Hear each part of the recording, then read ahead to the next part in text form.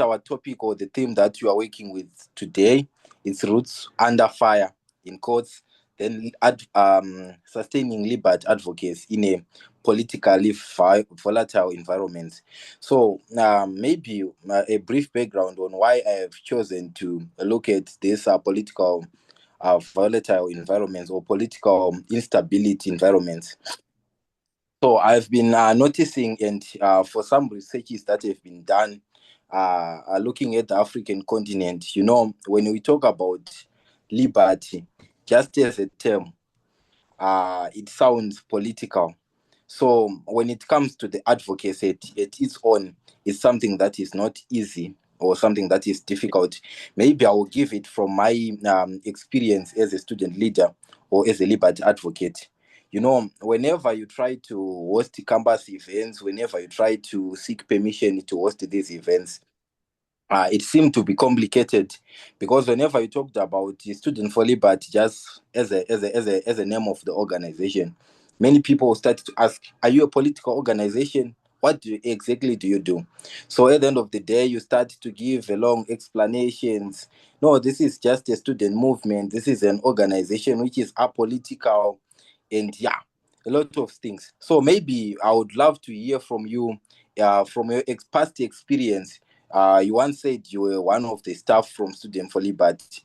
How did you manage to navigate that environment or the sphere of people associating Student for Liberty being a political organization?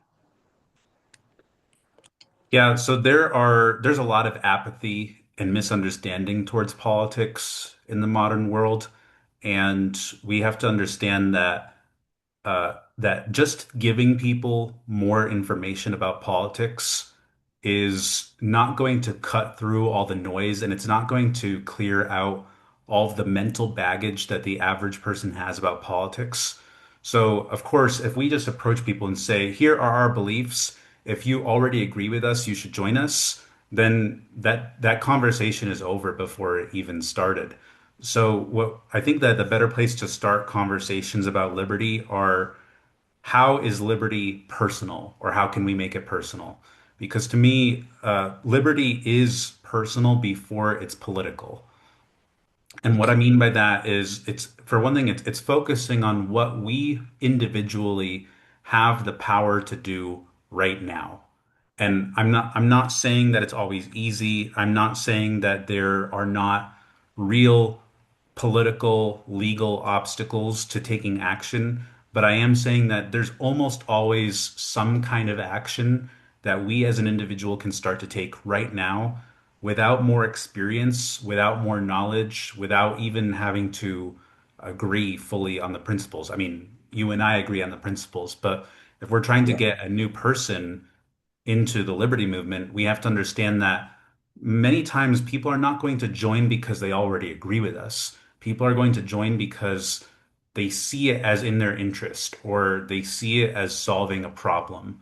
So that's one of the ways that I address that apathy and or that fear about being involved in political organizations is, it's not primarily, or it shouldn't start primarily about the politics. It should start with, how can this improve your life? How can this enable you to improve the life of your family, your loved ones, your community? So that's why I emphasize the personal aspect, personal in this case meaning individual, and the action aspect meaning, what action can someone take right now? Yeah, okay. Thank you so much for that clear layout of how we can make Libat personal. And I love that you are talking about the personal side and the action side. So, at many times when we talk about these issues, yes, I know it's not easy to convince someone. Yes, between two of us, we can agree on what is liberty and how can we make it personal and how can we advocate it, right? So now I'm looking for it from a perspective of someone who doesn't actually know what is it exactly. And when we're trying to convince them, the first problem or challenge that we face is sometimes I can't call it ignorance per se. People are not actually getting or buying the idea that we can actually advocate for liberty and succeed, maybe in political hostile environments. So, what do you think we can do? Maybe starting from a general point of view, from someone who is not actually getting it, or from someone who is actually scared to be part of the movement because of these what do we call it, from these assumptions or myths that are being portrayed towards advocating for liberty. Well, first of all, I rarely try to convince people. I Yeah. try to avoid convincing people, Okay. because convincing people, at least the way that term is used in a modern way, in a Western way, it means it usually means getting them to say yes to something even though they don't want to, or getting them to say yes to something that they don't want to do. Whereas when you approach it as the priority is how is it in their interest, not it's not to get them interested, it's to help them discover how it's in their interest. So, for example, rather than saying something like, hey, we're students for liberty and we believe in this, this, and that, we believe in free markets and maximum individual rights and limited government and that and that. Those are concepts. They're very valuable concepts. I know, and they're important to us in the liberty movement. But someone who doesn't already have those concepts, that's not going to resonate with them at all. The average person, and average is not a criticism. Average just means the statistical norm. The average person statistically is not aware of politics. They don't know, they don't care. It's not because they're lazy, it's not because they're stupid. It's because they're prioritizing survival, right? They're prioritizing getting by, getting through the day, getting their next paycheck, meeting their needs, meeting their family's needs. For them, the only way to get them interested per se is to help them see how it is in their interest. So for example, if you can ask someone what's what's an issue or a problem that is affecting you, and maybe they say that the groceries are too expensive, or it takes too long to get from home to the city to take care of things that I need, or it's hard to open a bank account, or I can't get a loan to buy a house, or um, there's a problem in this town and no one is fixing it. Try to get them to see a problem for themselves, and then we base the rest of the conversation on that. Okay, so I've heard that problem from a lot of people. Here's why I think that's happening, and here's what it has to do with politics and the political reasons for it. And now here's something that we're doing about it, and a small action you can take with us to do something about it with us.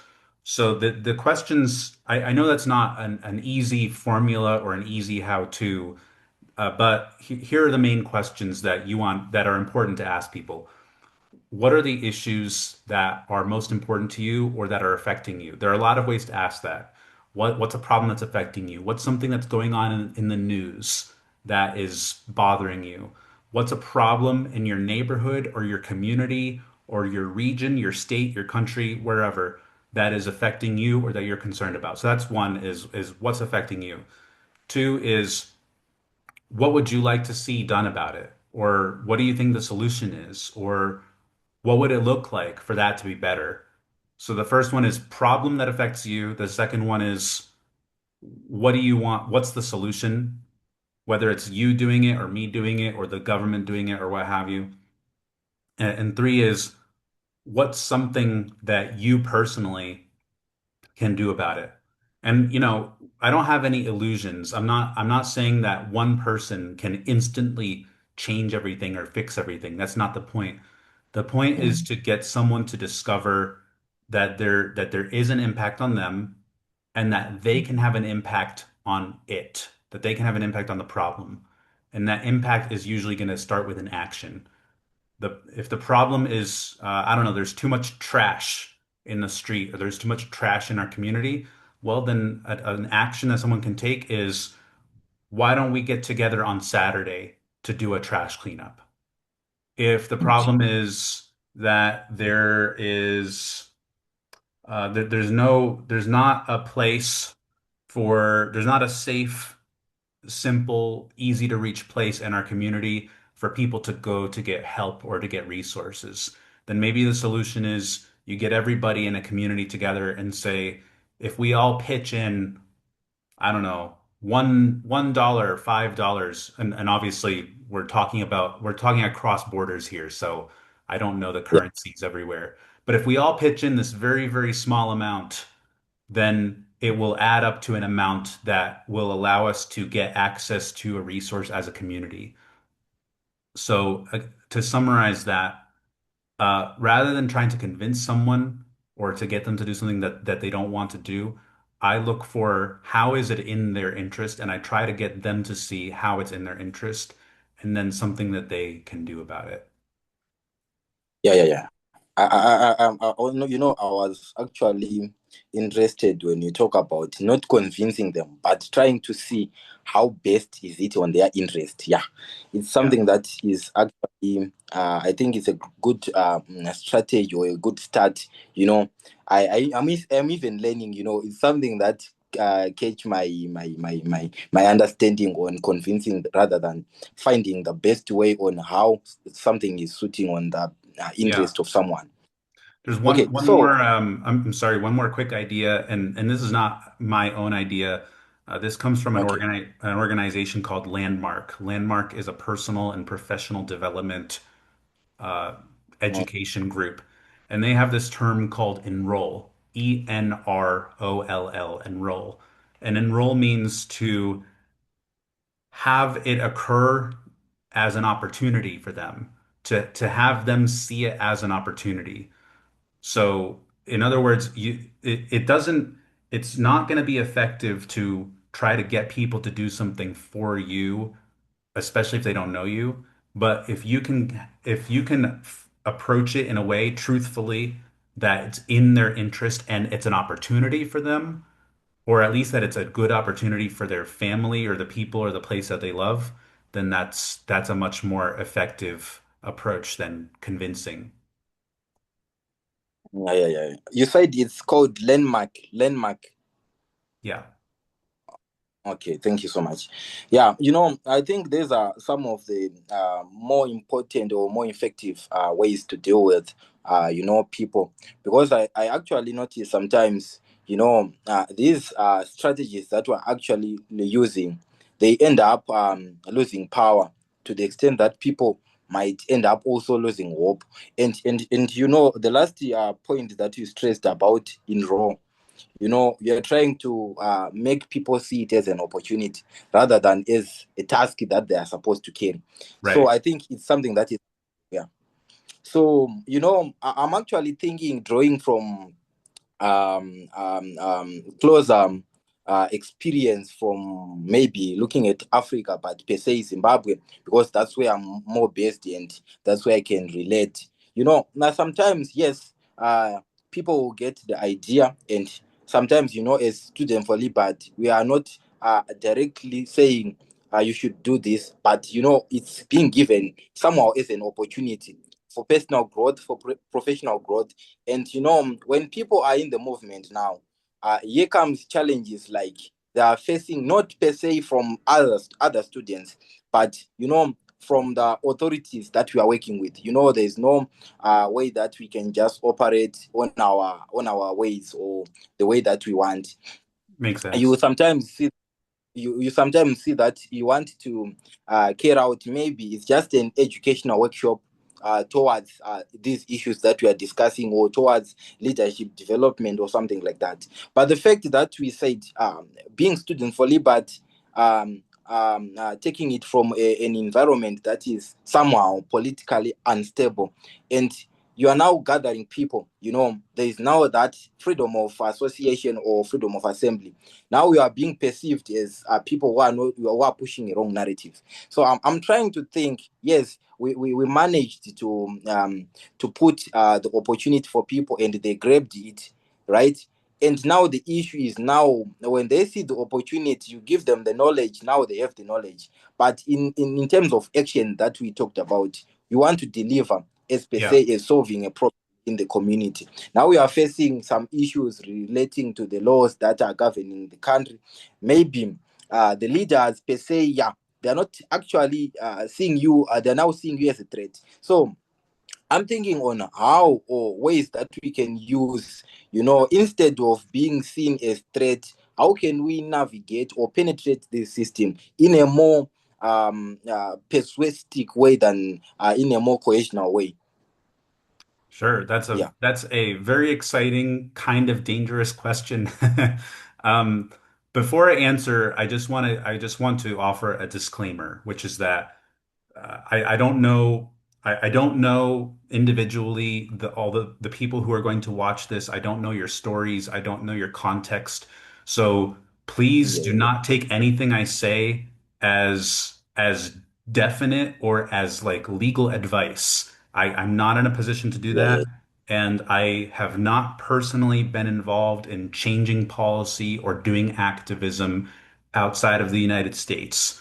So I have some yeah, yeah, context that is not always going to apply in other countries. For example, in the United States, we have, well, we for the most part have a very strong protection on freedom of speech, freedom of expression, freedom of assembly.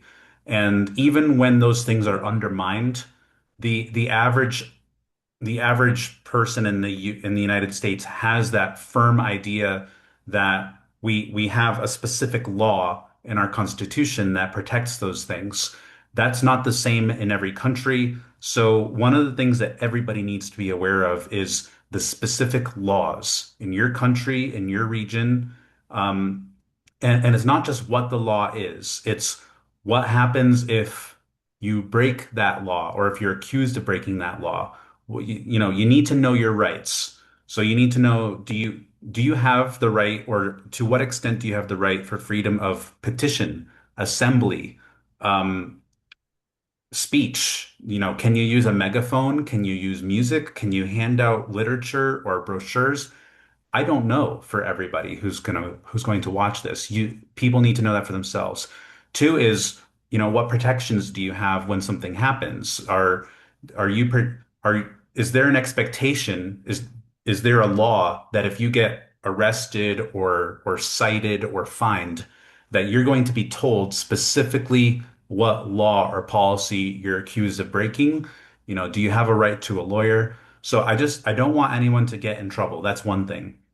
Two is mm, sometimes you need to make a judgment call and decide um, how how close to breaking or violating a bad law, how close are you willing to get to that?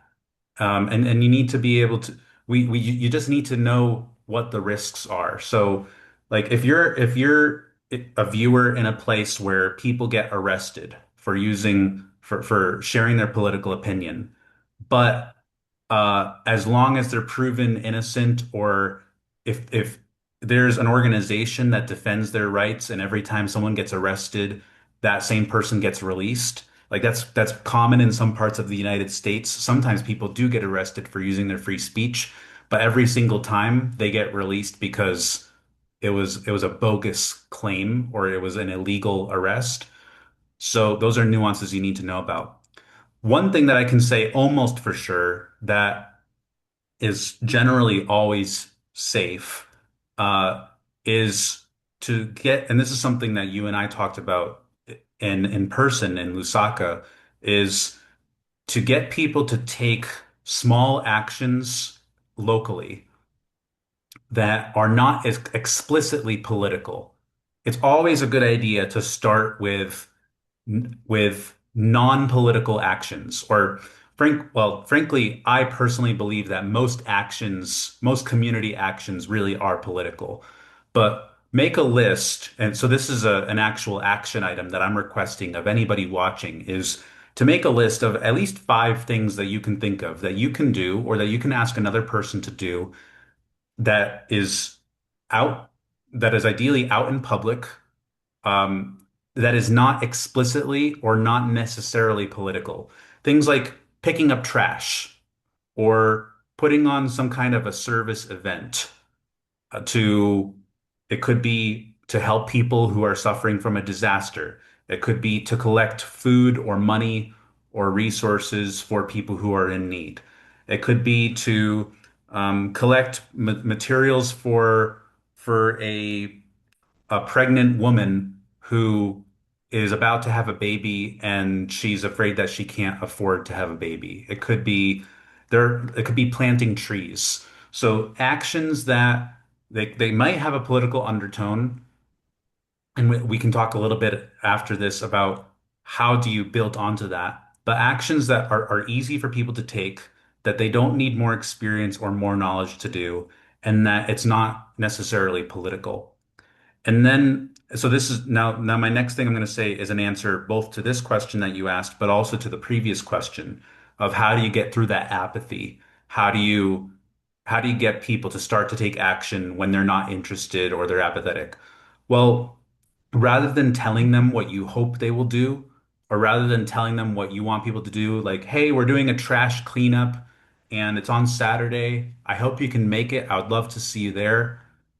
That's not a request.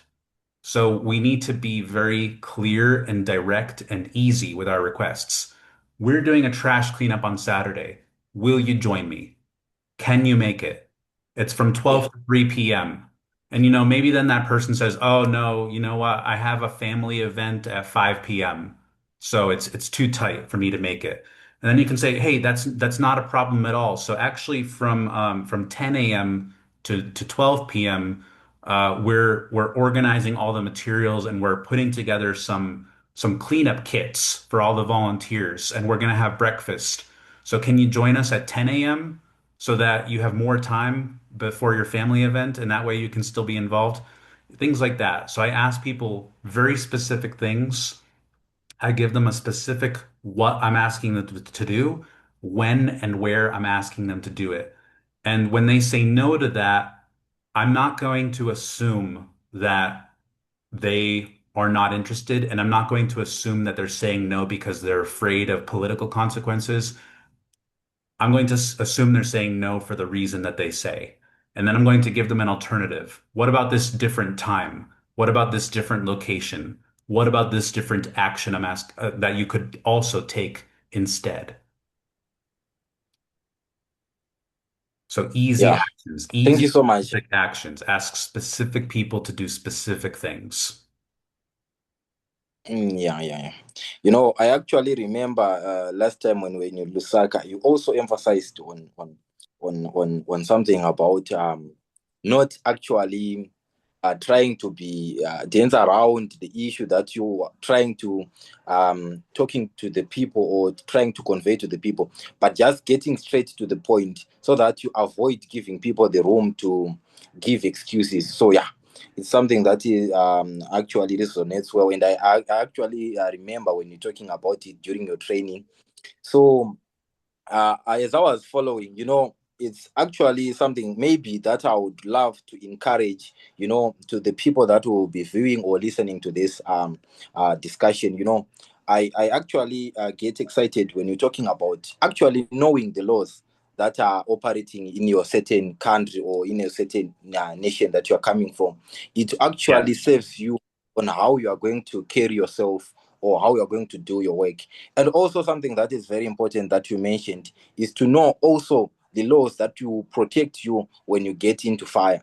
It's actually something that is important. Many people will just say we have human rights, but they don't know where are the human rights and how those human rights are being protected. And they also forget that they have the responsibility to protect or to look after their human rights. So yeah, I think it's something that is powerful and strong for everyone to know that despite you having the human rights, it's also your responsibility to look after yourself and also to Yes. get the actual knowledge, the relevant knowledge. Especially if you are an activist or an advocate, you can't advocate for things that you don't know.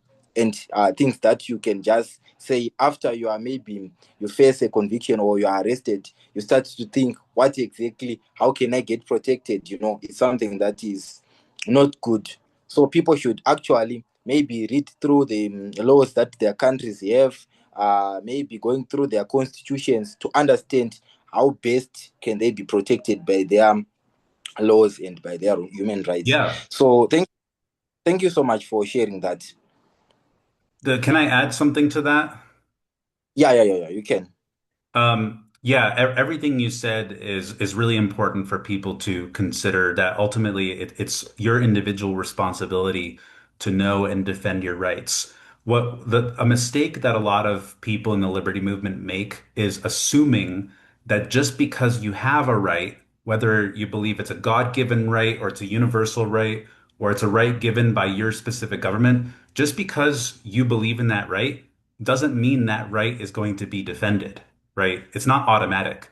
Even if you have a government that seems to respect rights on paper, and even if they're doing a good job defending those rights, you do not have a guarantee. You never have a guarantee from any government or any military or any organization that can use force to defend rights. You never have a guarantee that your rights will be defended. So rights are not automatic. And just because you have them, and I do believe that, I believe there are rights that everybody has, that doesn't mean that they're going to be used and it doesn't mean they're going to be defended. One more thing I'll say about that is it's really important that people read from the people that the people in history that expanded on people's rights or that successfully challenged unjust laws or changed policies, such as such as Nelson Mandela or Martin Luther King Jr. or Gandhi or I'm trying to think of some folks in the United States. Going back a little bit further in history, in the American Revolution, Paul Revere and Samuel Adams and George Washington. So rather than reading about these historical figures just to learn about some facts and some years and to memorize some events, it's important to understand what specifically did they do and why did it work. So I specifically recommend a book by Martin Luther King Jr. called, I think it's called Why We Cannot Wait. Why We Yeah. Cannot Wait. Yeah. Yeah, I think I once came across that book, but yeah, I didn't read it yet, but I'm promising to go it through also. So I think most of the things you have we have said it. Maybe if you have something that you need me to put clarity on or something maybe just of interest from my side. Yeah, before we move on to the last part.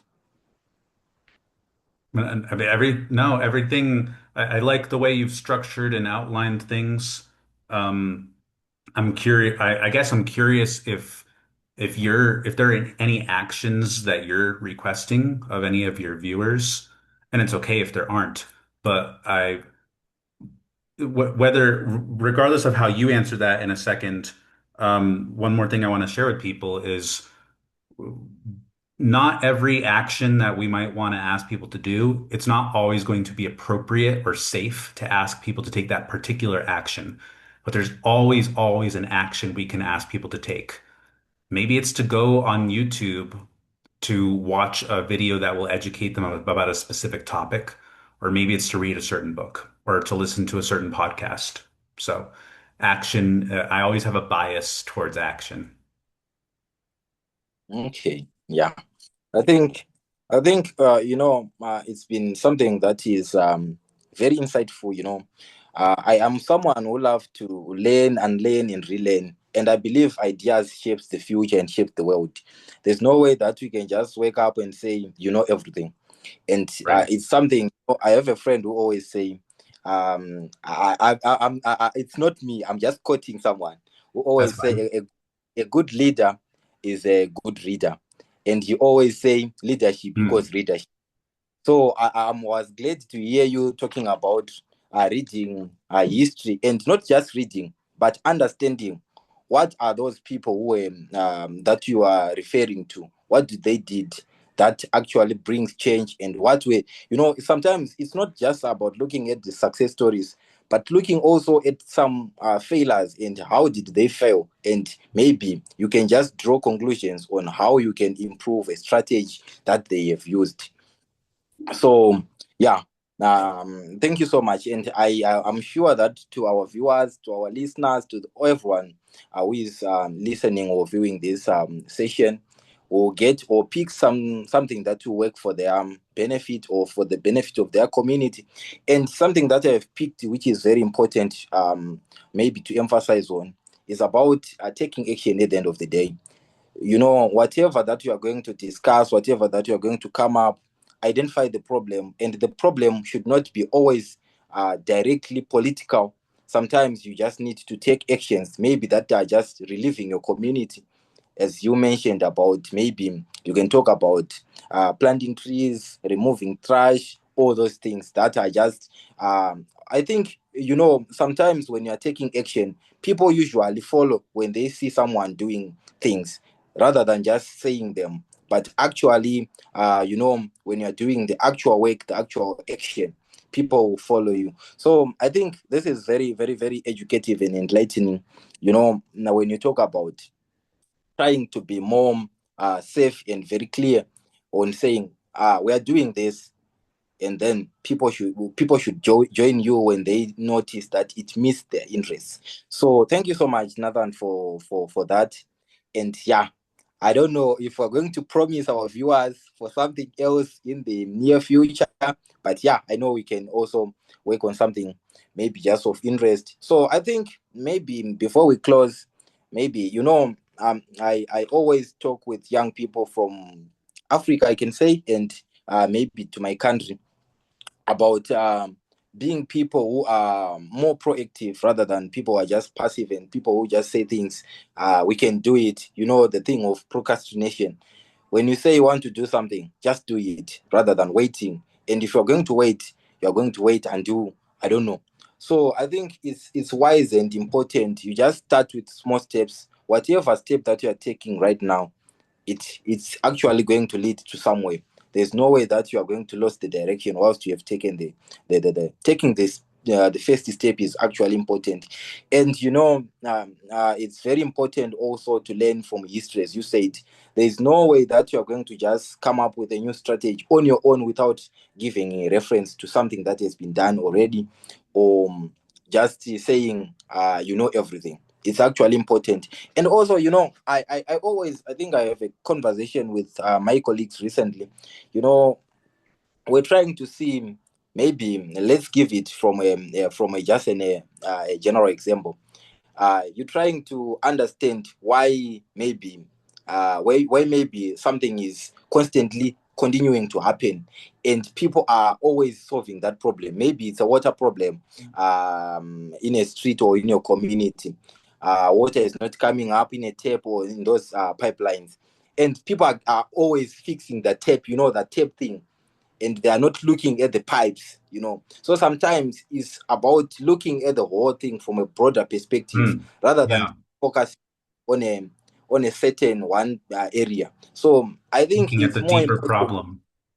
Yeah, yeah, yeah, yeah. So I think it's also important to everyone who is watching or viewing this. When you identify a problem, try by all means to view the problem from a broader perspective, and by doing so, you can actually come up with actions that will actually solve the problem for good and for better.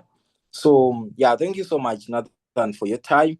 I think maybe before we close, or before we actually close the session, maybe you can tell us from your perspective, what do you think, or what advice can you give from someone who is like me, a young advocate or a young libertarian who is trying to make things work from different nationalities? Yeah, you can just give a word of advice.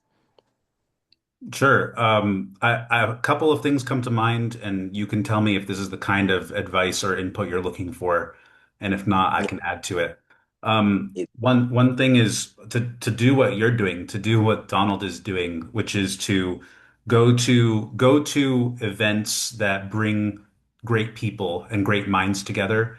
Do networking, and whenever possible, when you're networking, try to connect the people in your network to each other.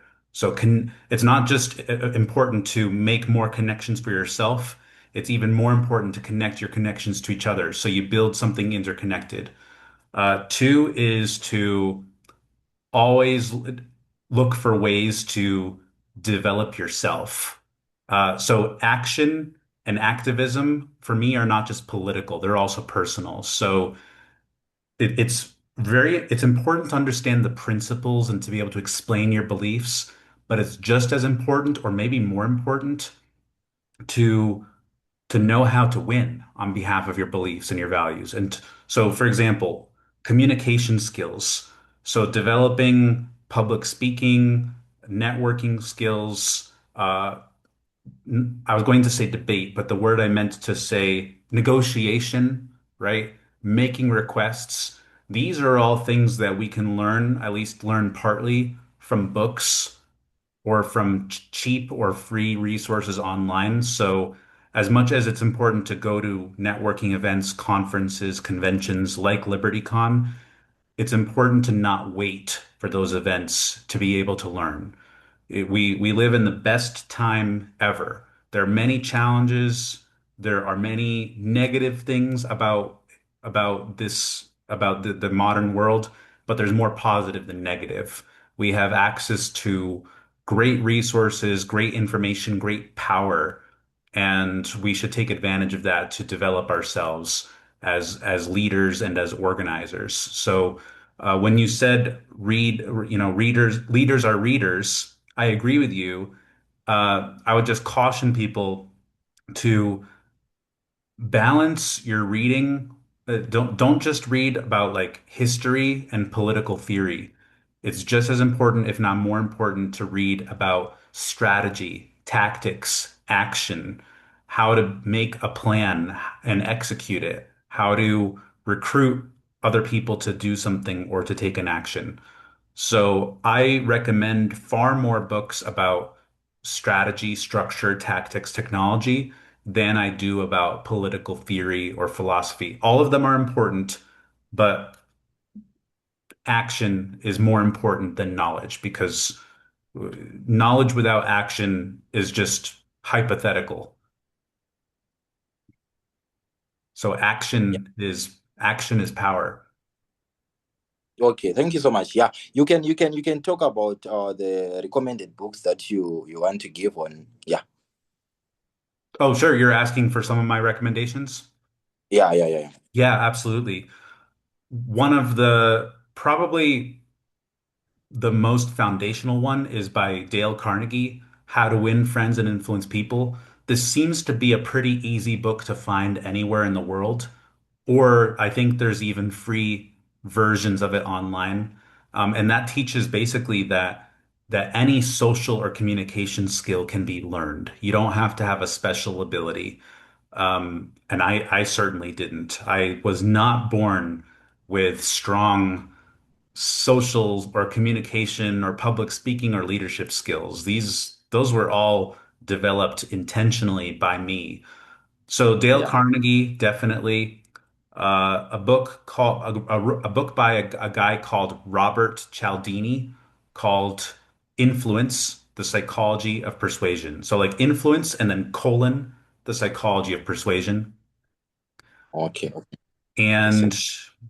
if I could only make one more, I think it would be tribal leadership. It's not about tribes in the stereotypical sense of the word. It's about tribes in the sense of how you can consciously build a type of group of people, or you can consciously build the organizational culture of your group, organization, political party, company, you name it. So it's about how to build conscious, voluntary association of people that work together to solve problems and how to improve the organizational culture. There are many more book suggestions I could make, but those are all really important. One more that comes to mind. This is a little bit of coming out of left field, not just because it's left wing, but because Mhm. it's not something that people outside of political campaigns would expect. So this book is called Mobilizing Inclusion. Mobilizing Inclusion. It's about campaigns. It's a very thorough series of studies about what gets people to change their political behaviors, what gets people to take a new action like registering to vote or voting or attending a protest or whatever. What gets people to take a new action for the first time? And then how does that break the threshold that then makes it possible for them to take more action? I will tell you, this book is very dense, very thorough. There's a lot of information, data, and numbers in it. And it's about political campaigns in the United States. But the psychology behind it, of what they're exploring and what they're trying to prove and to discover, is really important for all of us that may be watching. How do you get someone, including yourself, to take a new action? And then how do you build on that into a habit of action? And how does that lead to activism? Thank you so much, Nathan. It's actually good when you always reflect and you try to learn new things and try to balance with what you have already been doing. So I think maybe one or two, three people from those who will be watching or viewing this session will actually benefit. You never know. But I believe when you target one or two people at a time, it's actually going to change the world. There's no way that we can just wake up in the morning and say, everything that we wanted is now set. So it's a process, I believe. So thank you Great. so much for your insights and your perspectives that you have shared during this session. And I actually don't take this time for granted. It's actually in the morning from a side